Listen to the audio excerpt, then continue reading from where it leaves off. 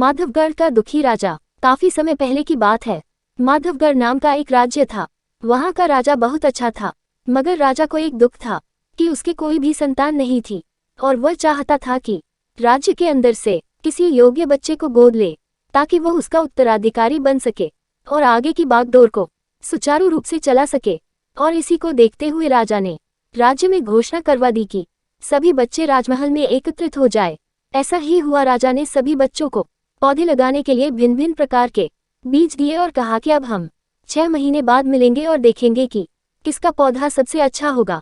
महीना बीत जाने के बाद भी एक बच्चा ऐसा था जिसके गमले में वह बीज अभी तक नहीं फूटा था, लेकिन वह रोज उसकी देखभाल करता था और रोज पौधे को पानी देता था।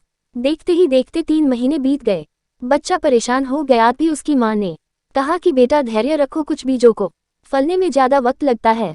और वह पौधे को सींचता रहा। 6 महीने हो गए। राजा के पास जाने का समय आ चुका था, लेकिन वह डर हुआ था कि सभी बच्चों के गमलों में तो पौधे होंगे और उसका गमला खाली होगा। लेकिन वह बच्चा ईमानदार था और सारे बच्चे राजमहल में आ चुके थे।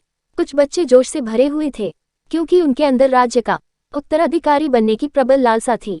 अब राजा ने आदेश दिया, सभी बच्चे अपने अपने गमले दिखाने लगे, मगर एक बच्चा सहमा हुआ था क्योंकि उसका गमला खाली था। तभी राजा की नज़र उस गमले पर गई। उसने पूछा, तुम्हारा गमला तो खाली है? तो उसने कहा, लेकिन मैंने इस गमले की 6 महीने तक देखभाल की है। राजा उसकी ईमानदारी से खुश था कि उसका गमला खाली है, फिर भी वो हिम्मत करके यहाँ आ तो गया।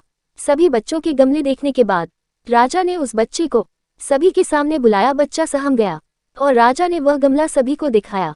सभी बच्चे जोर से हंसने लगे।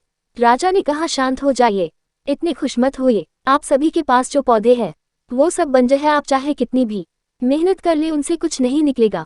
लेकिन असली बीज यही था। राजा उसकी ईमानदारी से बेहद खुश हुआ और उस बच्चे को राज्य का उत्तराधिकारी बना दिया गया। अगर आप सभी को हमारा कहानी पसंद आया हो तो लाइक करें और हमारे चैनल को सब्सक्राइब करें।